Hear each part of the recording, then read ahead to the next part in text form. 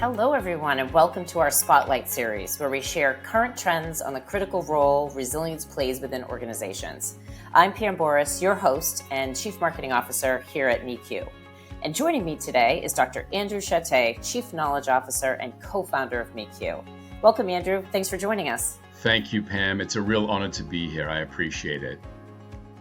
So let's dive right in.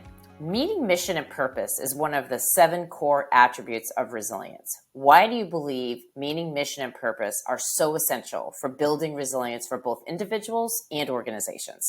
Yeah, I really do believe that this is the foundational skill. And there are so many different skills of resilience, but I believe that over the last 30 years for me, this one has emerged from the pack as being one of the most critical, both in terms, as you said, of upskilling for the individual, but creating an organization that lends itself to a sense of meaning, mission, and purpose. In fact, when I was asked to do a TED Talk in 2009, it was immediately clear to me what I wanted to talk about.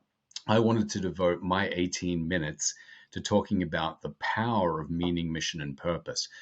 But really, my fascination with this goes back a few years prior to that, 2006, when I met this gentleman named Steve. Now, it turns out that Steve was born in Waukegan, Illinois, which is a town in northern Illinois. It's a very frosty part of the world.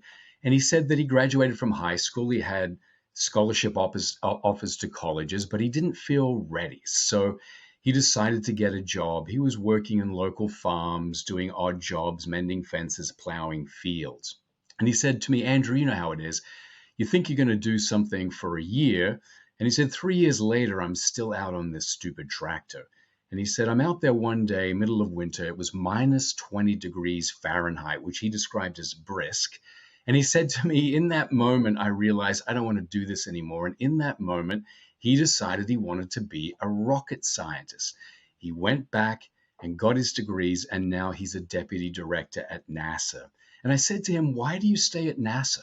You could make a lot more money in the private sector. And he said, I've thought about it, but I'll never leave NASA because every day I know that what I do helps towards the security of my nation.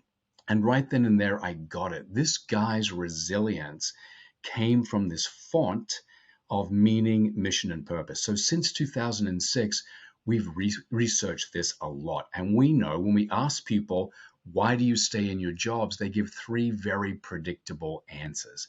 Some will say, I'm just here for the pay and the benefits, which is kind of the lowest level of connection to the job. Others will say, yeah, that, but I also like the job and I enjoy my colleagues and I enjoy the work and the challenges of the work, which is another step up in terms of connection. And then finally, and it's a minority of people, only around about 30% of people in the private sector ever get there. They'll say to me, yeah, I need the pay, I like the work, but there's something else. I just believe that what I do contributes to something bigger.